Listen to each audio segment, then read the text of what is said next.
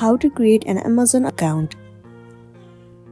The very first thing you want to do is to head over to any of the web browser, and in the search bar, search for Amazon.com. It will land you on the official page of Amazon. Once you're in here, click on Account at the top right. As you're looking on creating a new account, click on Create your Amazon account. It will land you on this page where you'll be able to create an account. In here, the very first thing you want to do is to enter your name, and then enter your mobile number or email address. After that, you have to create a new password for your Amazon account, and then re-enter the password. Once you are done, click on Verify Email. You will have to solve some puzzle, and then click on Submit.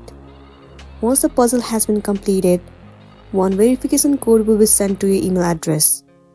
You simply have to copy that code and then paste it here. After that, click on Verify. Now you will have to enter your phone number.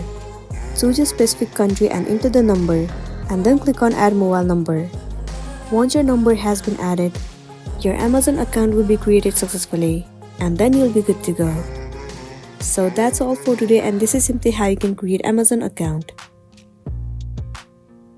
Make sure to smash the like button and consider subscribing if you found this video helpful. We'll see you in the next one.